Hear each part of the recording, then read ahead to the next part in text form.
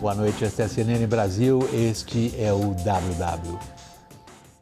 Quem descobrir a fórmula para lidar com Donald Trump, que trate de patenteá-la. Ou venda o segredo para chefes de Estado e governo que têm de se ajeitar com o chefão da Casa Branca. Peitá-lo ou puxar o saco dele parece levar à mesma situação, ou seja, nunca se sabe muito bem o que ele vai fazer depois. Trump tem tratado aliados pior do que adversários históricos, literalmente, dependendo de como ele acorda ou não conseguiu dormir. É muito ativo o Trump em rede social durante a madrugada. Dependendo de como ele acorda ou não consegue dormir, Trump pode ir do tapa ao afago na mesma frase. Chegou a vez de Lula de enfrentar o presidente americano num jogo na casa dele, na casa do Trump. Os assuntos na mesa vão da geopolítica, que inclui a guerra contra o Irã, ao comércio, passando pelo forte interesse de grandes empresas americanas. Incluem temas estratégicos, como a exploração de minerais críticos, e o monopólio da China nesse setor. Também está nessa conversa, possivelmente, regulação de redes sociais, que para Trump é tanto um problema de negócios quanto de ideologia, e chegando ou começando pelo combate ao crime organizado transnacional. Mas como é que o Trump enxerga o Brasil, e não apenas Lula, com quem disse, aliás, que tem uma boa química? O Trump enxerga o Brasil como um importante aliado regional de peso na ideia de que o hemisfério ocidental é reservado para controle por parte dos Estados Unidos? Ou enxerga o Brasil como potencial aliado da China, o grande adversário dos americanos? Talvez nem Trump saiba dizer. O que ele acha é que ele sabe exatamente o que é bom para os Estados Unidos. O problema para o Lula, mas não só para o Lula, é que Trump acha também que sabe o que é bom para os outros. Nessa edição vamos tratar também de como vai o desenrola e de como está a questão nuclear lá no Irã. Antes, aos participantes da roda, grande prazer em receber você aqui conosco. Cientista político Cleomar de Souza, CEO da consultoria Dharma Politics, professor da Fundação Dom Cabral. Boa noite, Cleomar. Boa noite, William. Boa noite, Thaís, Daniel, Caio e todos que nos assistem. Prazer estar aqui. Thaís aqui também ao meu lado. E lá em Brasília, os dois repórteres políticos soltos na área. Caio Junqueira e Daniel Rittner. Boa noite aos meus colegas lá, soltos na área em Brasília. Vamos ver o que eles andam vendo por lá. Tem bastante Brasília, a gente começa por lá mesmo. A equipe econômica quer avançar nesse pacote de bondades em ano eleitoral, óbvio. Pode-se dizer até que não existe para outra coisa. A Fazenda oficializou as regras do novo desenrola, sob preocupação do banco, de bancos. E a Fazenda diz que está estudando acabar com a chamada taxa das blusinhas. Reportagem de Luciana Amaral.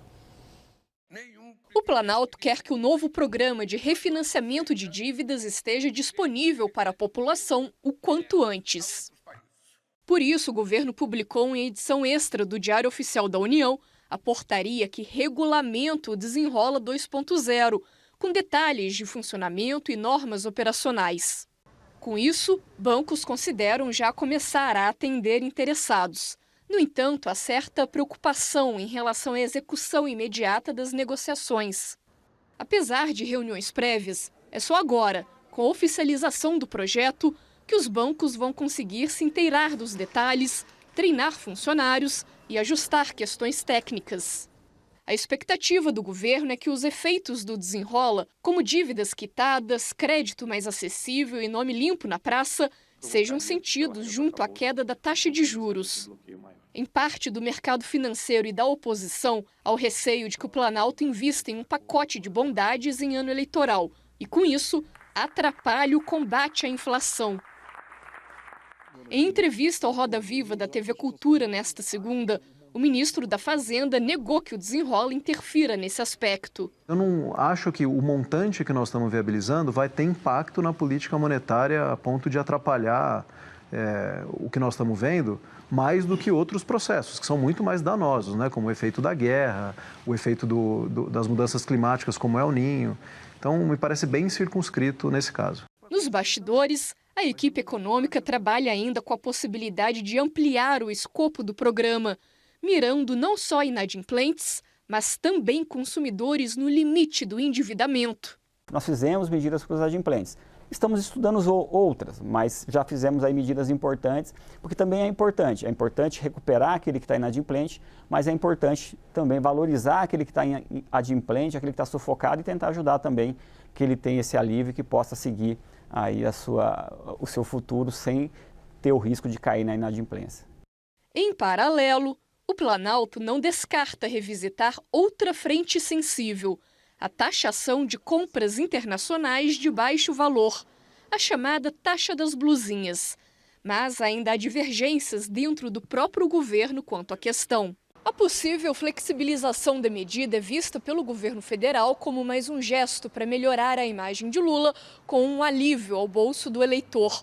O movimento, no entanto, reforça o desafio central da equipe econômica: expandir estímulos no curto prazo, sem comprometer a responsabilidade fiscal nem tensionar a relação com o mercado.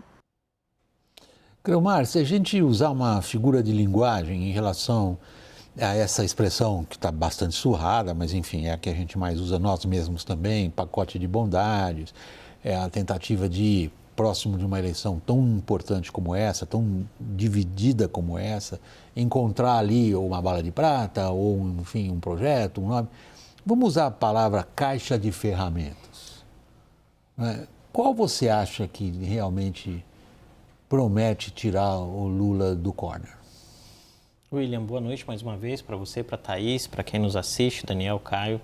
Eu creio que essa é uma pergunta que o governo não tem clareza. E aqui eu vou fazer uma contextualização. O governo Lula passou os últimos quase 4 anos apostando na ideia de que a grande temática da eleição seria a percepção do eleitor sobre a economia. A gente pode fazer esse resgate na ideia da narrativa da campanha de 22, que basicamente dizia que era recolocar a picanha e a cervejinha na mesa. Nós chegamos a 2026, a picanha e a cerveja estão mais longe da mesa por características que envolvem o ambiente interno e o ambiente externo. Não há tempo para buscar outra alternativa. Diante disso, o governo tenta, e isso é uma dinâmica muito comum de políticas públicas e de governos ao redor do mundo, buscar na caixa de ferramenta aquela chave que não encaixou para resolver a realidade no momento passado. Não por acaso a gente não está falando de um desenrola 1.0, a gente está falando de um desenrola 2.0 e se tiver tempo e necessidade pode vir um 2.5 ou um 3.0. O fato fundamental é que esta é uma eleição marcada por pessimismo e rejeição. Uma parte considerável dos eleitores diz que não quer nem votar e aqueles que já escolheram um lado não querem votar no outro de jeito nenhum. Nesse sentido, me parece, para ir direto ao ponto da pergunta, é que cabe ao governo, dentro dessa caixa de ferramentas, buscar, usando a alegoria, uma espécie de fita isolante que possa ser multifuncional e que nessa semana eu desenrola, na semana que vem pode ser soberania, na outra semana pode ser qualquer outra solução que marque exatamente um governo que está muito pressionado por índices de popularidade estagnados, uma rejeição alta e um nível de competitividade que é muito maior do que aquilo que se pensava 6 meses atrás. Thaís, se a gente considerar os efeitos do uso desse tipo de ferramenta, você estava no Hora H, 2 horas atrás, um pouquinho mais de 2 horas atrás, entrevistando o presidente da FEBRABAN, que manifestou a você preocupação. Por que os bancos estão preocupados? Qual é o risco que eles correm com isso? A gente não consegue enxergar. William, eu acho assim que havia uma preocupação sobre a operacionalização disso. É uma atividade, uma operação extremamente complexa. Não é simplesmente abrir a porta do banco e dizer, senta aqui que eu vou resolver a sua vida, né? A parte das garantias, de acesso ao fundo garantidor de operações, que é o fundo bancado pelo Tesouro, a comunicação direta para transferência do valor do FGTS para a conta da pessoa. Os bancos são obrigados a tratar disso no seu balanço corretamente, regras prudenciais, é um contexto de muita complexidade. E os bancos entenderam que o governo tinha uma pressa enorme, só que a pressa não consegue atender ao tamanho da operação. Então, o que o Isaac Sidney deixou claro hoje para a gente é que Os bancos estão se preparando, estão iniciando o processo. Talvez o que Lula quisesse era que, a partir de hoje, né, metade da população endividada já seria Fila na atendida. porta dos bancos. Né? Fila na porta dos bancos. Mas isso não vai acontecer. Então, a preocupação exatamente é os bancos não acabarem ficando com o ônus de uma operação que demandaria mais tempo. Quer dizer, tem treinamento de funcionário, quer dizer, tem uma série de coisas que precisam estar muito bem azeitadas até para o programa não estolar, para usar aqui a expressão da aviação que eu sei que você gosta. Então, houve uma preocupação ali do Isaac de dizer assim, nós já começamos, há bancos que já começam a fazer oferta de negociação e outros que ainda estão fazendo o mapeamento daqueles clientes que vão ser atendidos. Então, eles funcionaram muito bem, setor bancário e governo, funcionaram muito bem para fechar um modelo, com debates intensos, foram quase 2 meses assim, de muita conversa. Aí, na hora do negócio começar a funcionar, é que eles se separam, porque o timing da política é muito diferente da realidade. Como é que o governo está vendo isso, começando por você, Daniel, como sucesso de público de crítica ou nem de um nem de outro ainda? William, o que eu estou vendo, e aí fazendo uma referência à entrevista do Isaac Sidney no Hora H com a Thaís Herédia, eu estou vendo um debate até infantilizado e buscando sempre capitalizar eleitoralmente o que é do jogo. E aí você tem todas as falhas na confecção desse tipo de programa por causa da pressa e da tentativa de catapultar politicamente um dos lados. Mas o que fez o presidente da FEBRABAN hoje foi colocar um debate um pouco mais maduro. Ele propôs uma adultização do debate, para usar a palavra da moda. E o que a gente vê é que existe, se você tem, como disse o presidente da FEBRABAN, você tem mais renda, desemprego mais baixo, existe mais oferta de crédito hoje, tem outros elementos que precisam explicar por que as pessoas estão se endividando tanto. E o governo não está atacando esses pontos. Então você tem um crescimento muito vigoroso das apostas esportivas, mas você tem também um consumo online cada vez mais compulsivo, você tem práticas abusivas de igrejas, chantagens espirituais, que tudo isso desloca, assinaturas recorrentes de plataforma de streaming, de aplicativo, tudo isso acaba deslocando um pouco a renda. E qual foi e tem sido a opção de Lula como governante de ocasião e teria sido muito provavelmente do outro lado também. Falas prontas, peças publicitárias fáceis, escolhas de públicos escolhidos, escolha de públicos muito selecionados ali para encaixar esses discursos. Então, o problema não está sendo resolvido estruturalmente. Há uma tentativa de fazer, e para conectar com o que o Creomar nos disse há pouco, há uma tentativa desesperada de fazer com que os eleitores baixem a rejeição. Hoje, novas pesquisas mostraram que Lula tem mais de 40% da rejeição, mas Flávio Bolsonaro também tem mais de 40% de rejeição. Isso explica porque cada hora nós vemos uma pesquisa dizendo que um passou o outro por 43 a 42. Então, esses poucos pontos são disputadíssimos e, ao mesmo tempo que oferecem soluções superficiais, apressadas, aparentemente fáceis, deixam de atacar essas causas estruturais que o Isaac Sidney nos falou e que a gente tenta aprofundar. Então, Caio, são duas esferas que a gente está abordando, dois âmbitos, no fundo, dessa discussão. Um é o âmbito das medidas em si, que o Creomar iniciou, e a Thaís entrou em mais detalhes, trazendo, por exemplo, essa descrição das dificuldades operacionais. A outra esfera é eminentemente política.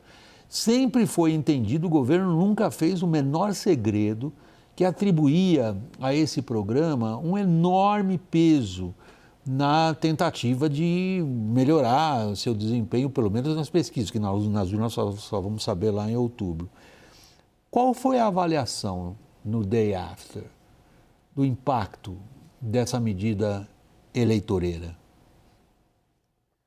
Bom, ele começa a ter um receio de que o impacto dela pode ser menor até do que também é previsto para o impacto da PEC da redução da jornada, da mudança de escala, justamente por problemas de operacionalização, porque o relógio, o cronômetro político, ele não acompanha o cronômetro para a implementação adequada de uma medida como essa. No caso da PEC 6x1, que hoje foi o primeiro dia da comissão especial, né, onde foi apresentado o calendário ali, espera-se aprovar na Câmara até o dia 26 de maio, né, na comissão, justamente começa a ter uma avaliação que pode ter essa mesma dificuldade do efeito. Porque se a Câmara aprovar, vamos supor, ainda no primeiro semestre, a gente tem que tirar junho e o começo de julho do calendário do Congresso Nacional, joga para o Senado ali para o segundo semestre, até chegar na ponta para o eleitor, a gente já está falando outubro, novembro, dezembro, né? Ou seja, são ideias que, bem formatadas do ponto de vista do marketing eleitoral, como vamos renegociar as dívidas de quem está apertado nas suas contas, vamos trabalhar menos ou mudar a escala. Só que como a dificuldade para a implementação dela impõe um calendário no Congresso, impõe todos os questionamentos que estão sendo feitos, principalmente por parte do setor privado, na hora de chegar na ponta, isso acaba sendo um pouco mais difícil, é o que vocês estavam falando, não teve fila hoje, né, no banco justamente para essas pessoas. Então começa um processo, porque como foi muito em cima da pressa, há uma dificuldade operacional por parte dos bancos de oferecer esse produto.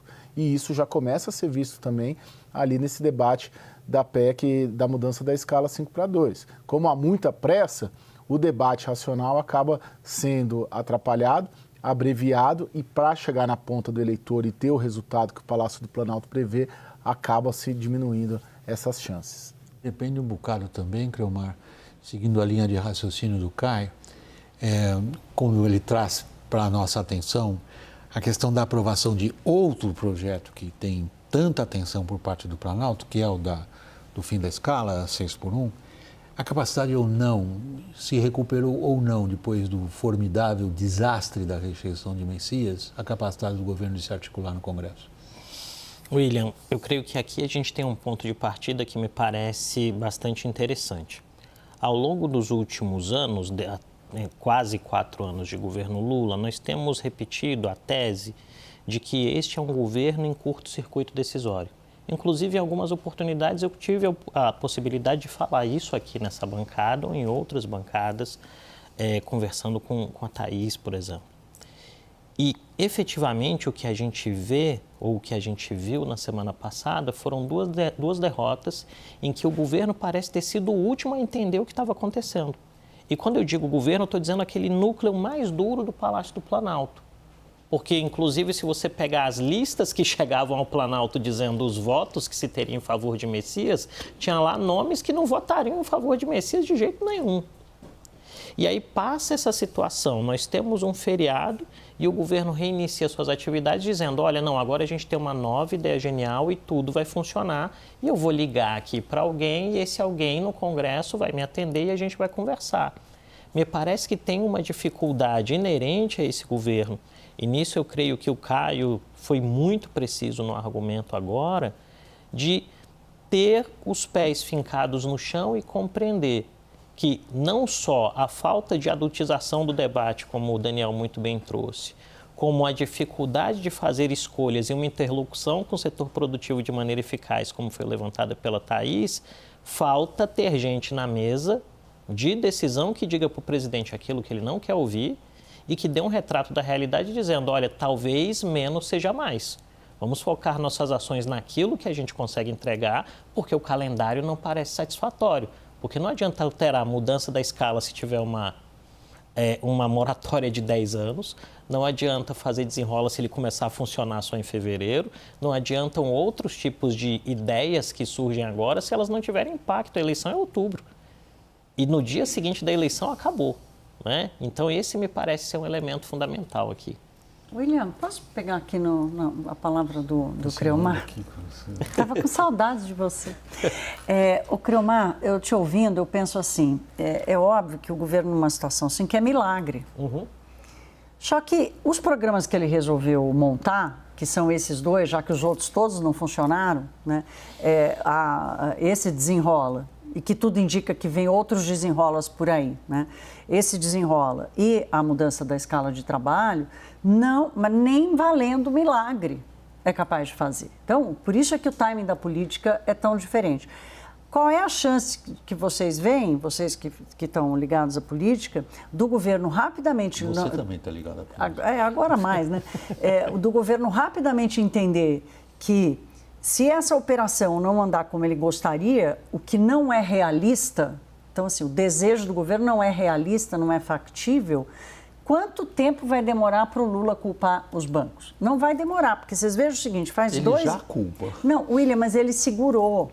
O governo segurou a crítica aos bancos, porque entendeu que precisava do setor bancário para botar esse negócio de pé. Então, assim, não vai demorar para que se coloque a culpa nos bancos, porque não vai valer milagre. E o governo está atrás de um milagre, não é bala de prata, não é pacote de bondade. O governo está precisando de milagre, e milagre não vai acontecer. Quem sabe lá na Casa Branca. Um efeito reverso aí possível, bem brevemente, desculpa. Primeiro, né, ao apresentar 2, 3 projetos, 5 projetos milagreiros ou balas de prata possíveis, pode despertar no eleitor um questionamento. Por que agora? Por que não em 2023, ou em 2024, ou em 2025? Então, a pressa e a má execução acaba podendo despertar no eleitor um sentimento de que tem, sim, um cunho estritamente eleitoral. E, além disso, também despertar, poxa, se há uma necessidade tão premente, a execução também a má execução acaba também caindo na conta, podendo cair na conta do governo nas eleições de outubro. Bom, eu sou chato aqui, tenho que chamar o intervalo. E a gente tem bastante coisa ainda para continuar mais ou menos nessa linha. De onde vem milagres? Onde eles surgem? Na Casa Branca, talvez? No encontro entre Lula e Trump? É o assunto nosso logo depois do intervalo. Até já.